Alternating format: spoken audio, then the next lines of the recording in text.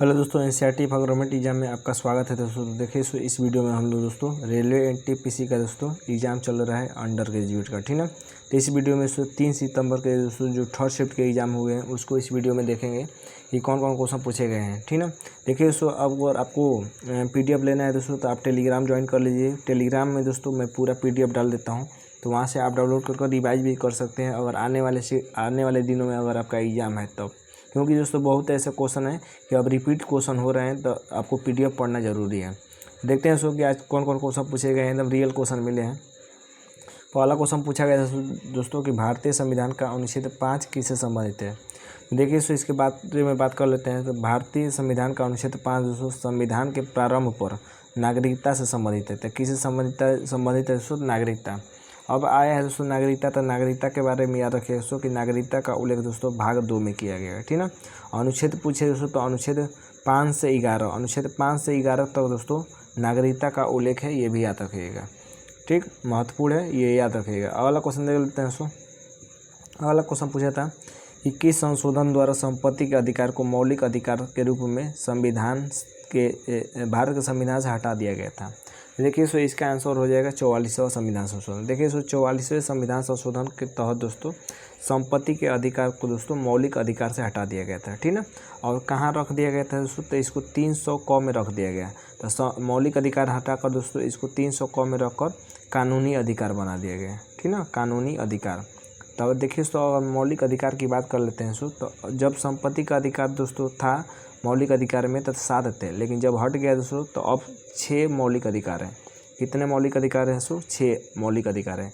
अब मौलिक अधिकार का वर्णन दोस्तों कहाँ से कहाँ तक है दोस्तों? अनुच्छेद 12 से 35 तक दोस्तों मौलिक अधिकार का वर्णन है। और मौलिक अधिकार कहाँ से लिया गया है? तो अमेरिका से लिया गया है, अमेरिका से लिया गया है। तो अब देख लेते हैं कि 12 से 35 तक जो 6 मौलिक अधिकार है, 6 मौलिक अधिकार कौन कौन है? तो एक है दोस्तों समानता का अधिकार, ठीक ना, इसका उल्लेख दोस्तों अनुच्छेद 14 से 18 तक है। एक है स्वतंत्रता का अधिकार, इसका उल्लेख दोस्तों अनुच्छेद 19 से 22 तक है। एक है शोषण के विरुद्ध अधिकार, इसका उल्लेख अनुच्छेद 23 से 24 तक है। यहाँ से भी क्वेश्चन दोस्तों आपके एग्जाम में पूछे गए हैं, तो ये याद रखिएगा आने वाले शिफ्ट के लिए। एक है धार्मिक स्वतंत्रता का अधिकार, इसका उल्लेख अनुच्छेद 25 से 28 तक है। एक है सांस्कृतिक और शिक्षा से जुड़े अधिकार, इसका उल्लेख अनुच्छेद 29 से 30 तक है। एक है संवैधानिक उपचारों का अधिकार दोस्तों, इसका उल्लेख अनुच्छेद 32 में है, ठीक ना। तो ये 6 प्रकार के मौलिक अधिकार हैं। आगे देख लेते हैं। अगला क्वेश्चन पूछा था कि प्रायद्वीपीय पठार में कौन कौन सी पर्वत श्रृंखलाएँ शामिल हैं। तो देखिए ऑप्शन तो नहीं मिल पाया, लेकिन बात कर लेते हैं। तो प्रायद्वीपीय पठार में अरावली, विंध्य, सतपुड़ा, पश्चिमी घाट, पूर्वी घाट दोस्तों श्रृंखलाएँ शामिल है, ठीक ना। तो इसी में से कोई ऑप्शन दिया होगा।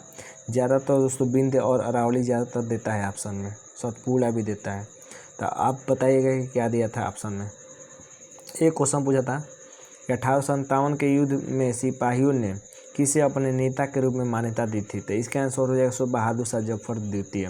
बहादुर शाह द्वितीय को दोस्तों 1857 की क्रांति में नेता बनाया गया था। ये दोस्तों दिल्ली के बादशाह थे, ठीक है, दिल्ली के अंतिम मुगल बादशाह थे। तो इनको दोस्तों नेता बनाया गया 1857 की क्रांति का।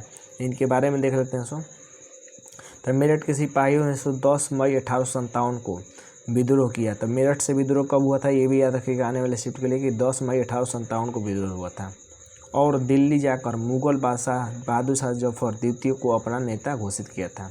देखिए सो आने वाले शिफ्ट में यहाँ से क्वेश्चन बन सकते हैं कि 1857 की क्रांति का नेतृत्व कहाँ से लोग किए थे। तो देखिए सो कानपुर से दोस्तों नाना साहब ने 1857 की क्रांति का नेतृत्व किया था। या नाना साहब और ऑप्शन में नहीं दे तो तात्या टोपे याद रखेगा। तात्या टोपे ने भी दोस्तों आपका कानपुर से किया था नेतृत्व। लखनऊ से दोस्तों आपका बेगम हजरत महल ने किया था। झांसी से रानी लक्ष्मीबाई ने किया था। जगदीशपुर से कुंवर सिंह ने किया था। दिल्ली से दोस्तों बहादुर शाह जफर ने किया था। इलाहाबाद से लियाकत अली ने किए थे। फिर आगे देख लेते हैं। पहला क्वेश्चन पूछा है दोस्तों कि गंधर्व किसका उपवेद है। तो यहाँ से भी क्वेश्चन अब बनने लगे हैं। तो गंधर्व दोस्तों सामवेद का उपवेद है, ठीक है। तो देखते हैं दोस्तों। तो देखिए अगर वेद की संख्या की बात कर ली जाए तो वेद 4 होते हैं और चारों वेद के दोस्तों प्रत्येक के एक एक उपवेद हैं। तो उपवेद भी कितने होते हैं दोस्तों? 4 होते हैं। तो उपवेद देख लेते हैं कि उपवेद 4 कौन कौन होते हैं। देखिए सो वेदों के उपवेद, ऋग्वेद का आयुर्वेद, ऋग्वेद के उपवेद का नाम क्या है, आयुर्वेद नाम है, ठीक ना। यजुर्वेद के उपवेद का नाम क्या है, धनुर्वेद है। सामवेद का उपवेद का नाम क्या है, गंधर्ववेद है। और अर्थवेद के उपवेद का नाम क्या है, स्थापत्य वेद है, ठीक ना। तो ये चारों याद रखिएगा आने वाले शिफ्ट के लिए। ये क्रमशः चारों वेदों के उपवेद बतलाए गए हैं। वेद के विभाग 4 हैं। तो वेद कितने प्रकार के होते हैं, 4 प्रकार के, ऋग्वेद, यजुर्वेद, सामवेद और अर्थवेद, ठीक है। तो यहाँ से दोस्तों आने वाले शिफ्ट में बनेगा क्वेश्चन, एकदम याद रखिएगा। अगला क्वेश्चन देख लेते हैं। अगला क्वेश्चन पूछा था कि 13 जनवरी 2025 को किस भारतीय राज्य ने जेड मोड़ सुरंग का उद्घाटन किया है। तो देखिए सो जेड मोड़ सुरंग का उद्घाटन दोस्तों कश्मीर ने किया है, ठीक ना। तो 13 जनवरी 2025 को इसका उद्घाटन किया गया है और कश्मीर ने किया है। एक क्वेश्चन आया था कि अनुसूचित जातियों के लिए आरक्षण भारत के संविधान के कौन से अनुच्छेद में प्रदान किए गए हैं। देखिए सो अनुसूचित जातियों के आरक्षण का उल्लेख दोस्तों अनुच्छेद 330 और अनुच्छेद 332 में है। बच्चे बता रहे थे दोस्तों कि अनुच्छेद 332 दिया था, ठीक है। तो यही आंसर हो जाएगा अनुच्छेद 332, वरना अनुच्छेद 330 में भी अनुसूचित जातियों के आरक्षण का प्रावधान किया गया है। एक क्वेश्चन पूछा था कि आधुनिक आवर्त सारणी किसके द्वारा दिया गया था। देखिए सो आधुनिक आवर्त सारणी दोस्तों मोजेले द्वारा दिया गया है, ठीक ना। मोजेले ने दोस्तों जो आधुनिक आवर्त सारणी दिया है सो इन्होंने परमाणु संख्या के आधार पर दोस्तों इसको बांटा है, यानी रखा है, ठीक ना। देखिए सो जो आपका मेंडलीफ ने जो आवर्त सारणी दिया था, मेंडलीफ ने जो आवर्त सारणी दिया था दोस्तों उसको उन्होंने सो परमाणु भार के आधार पर दोस्तों, या परमाणु द्रव्यमान भी कह सकते हैं, के आधार पर सजाया था। जबकि मोजेले ने दिया था दोस्तों तो परमाणु संख्या के आधार पर सजाया था, ठीक है। इसलिए दोस्तों अगर बात कर लेते हैं कि आवर्त सारणी में कितने तत्व हैं, तो 118 तत्व हैं, ये भी याद रखिएगा आने वाले शिफ्ट के लिए। अगला क्वेश्चन देख लेते हैं। एक क्वेश्चन पूछा था कि मौर्य काल में ग्राम प्रशासन का प्रधान कौन था। तो देखिए सो मौर्य काल में ग्राम प्रशासन का प्रधान ग्रामी कहलाता था, ठीक ना। मौर्य काल की बात कर लेते हैं दोस्तों, तो मौर्य काल की स्थापना किसने की थी, तो चंद्रगुप्त मौर्य ने। चंद्रगुप्त मौर्य ने मौर्य काल की स्थापना की थी। और इनके गुरु का नाम क्या था दोस्तों, ऑप्शन में कह दे कि गुरु का नाम या प्रधानमंत्री का नाम, तो एक ही याद रखिएगा, कौटिल्य। कौटिल्य के दोस्तों 3 नाम बताए गए हैं, तीनों में से कोई भी नाम ऑप्शन में दे सकता है। कौटिल्य एक हो गया विष्णुगुप्त, एक हो गया दोस्तों चाणक्य, ठीक ना। ये 3 नाम दोस्तों एक ही व्यक्ति के हैं, याद रखिएगा। तो चंद्रगुप्त मौर्य के गुरु का नाम कौटिल्य या विष्णुगुप्त या चाणक्य, तीनों एक ही आदमी के नाम है, याद रखिएगा। इनकी एक प्रसिद्ध पुस्तक है दोस्तों अर्थशास्त्र, कौन सा है, अर्थशास्त्र इनकी प्रसिद्ध पुस्तक है। तो ये भी याद रखिएगा कि अर्थशास्त्र के लेखक कौन है, तो कौटिल्य है, ठीक ना। कौटिल्य, विष्णुगुप्त या चाणक्य हैं, ठीक ना, याद रखिएगा, महत्वपूर्ण। चंद्रगुप्त मौर्य के बाद दोस्तों कौन गद्दी पर बैठा, तो बिंदुसार बैठा। थोड़ा ये क्रम भी याद रखिएगा आने वाले शिफ्ट के लिए। और बिंदुसार के बाद दोस्तों अशोक बैठा गद्दी पर, ठीक ना। एक बार दोस्तों एग्जाम में पूछा था कि अशोक के दादाजी का नाम क्या था, तो अशोक के दादाजी का नाम क्या था, चंद्रगुप्त मौर्य, ठीक है। तो इस तरह भी याद रखिएगा, महत्वपूर्ण है। अगला क्वेश्चन पूछा था दोस्तों कि अरब सागर में कौन सा द्वीप स्थित है। तो देखिए उसको बात कर लेते हैं अरब सागर की। तो अरब सागर में दोस्तों आपका लक्षद्वीप है। कौन सा द्वीप है, लक्षद्वीप है, ठीक है।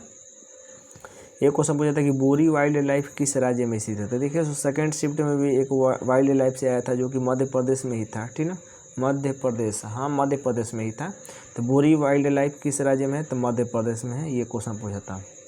एक क्वेश्चन पूछा था उसको कि रोजगार सृजन प्रधानमंत्री रोजगार सृजन कार्यक्रम PMEGP किस पंचवर्षीय योजना में शुरू की गई थी। तो इसका आंसर हो जाएगा 11वीं पंचवर्षीय योजना। 11वीं पंचवर्षीय योजना में इसको शुरू किया गया था। और दोस्तों बात कर लेते हैं इसके बारे में। तो प्रधानमंत्री रोजगार सृजन कार्यक्रम को 2008 में शुरू किया गया, जो 11वीं पंचवर्षीय योजना 2007 से 2012 के दौरान चली थी। अभी तक दोस्तों 12 पंचवर्षीय योजना चली थी, उसके बाद चली है, और 12वीं पंचवर्षीय योजना के बाद पंचवर्षीय योजना को बदल दिया गया है, ठीक ना। तो थोड़ा सा पंचवर्षीय योजना के बारे में याद रखिएगा। बहुत दोस्तों आपका कल का दोस्तों 2 तारीख के एग्जाम में पूछा था पंचवर्षीय योजना से। तो देखिए दोस्तों पहली पंचवर्षीय योजना दोस्तों 1951 से 56 तक चली थी, ठीक है। इसमें दोस्तों किस पर जोर दिया गया था, तो कृषि पर जोर दिया गया था। और दोस्तों ये किस मॉडल पर आधारित थी दोस्तों, तो ये थे आपके हैराल्ड डोमर मॉडल पर आधारित थी, ठीक है। बात कर लेते हैं दूसरी पंचवर्षीय योजना। तो दूसरी पंचवर्षीय योजना दोस्तों 1956 से 1956 से 61 तक चली थी, ठीक ना। इसमें किस पर जोर दिया गया था दोस्तों, तो इसमें दोस्तों आपका उद्योग या औद्योगिकरण भी कह सकते हैं, तो उद्योग पर जोर दिया गया था। इसमें दोस्तों ये किस मॉडल पर आधारित थी, तो पीसी महालनोबिस मॉडल पर आधारित थी, ठीक ना। ये याद रखिएगा, ये यहाँ से क्वेश्चन बहुत बन रहे हैं, तो ये एकदम याद रखिएगा, ठीक ना। तो ये थे दोस्तों हमारे थर्ड शिफ्ट के क्वेश्चन। मैंने तीनों शिफ्ट का बता दिया दोस्तों। अगर पीडीएफ चाहिए तो पीडीएफ लेने के लिए कुछ नहीं करना है दोस्तों, आप टेलीग्राम ज्वाइन कर लीजिए, वहाँ पर पीडीएफ डाल देता हूँ, तो वहाँ से आप डाउनलोड कर रिवाइज कर सकते हैं, ठीक है। तो उम्मीद करते हैं कि वीडियो अच्छा लगा है। वीडियो अच्छा लगा है तो चैनल को लाइक सब्सक्राइब जरूर करेगा। आज के लिए बस इतना ही दोस्तों, धन्यवाद दोस्तों।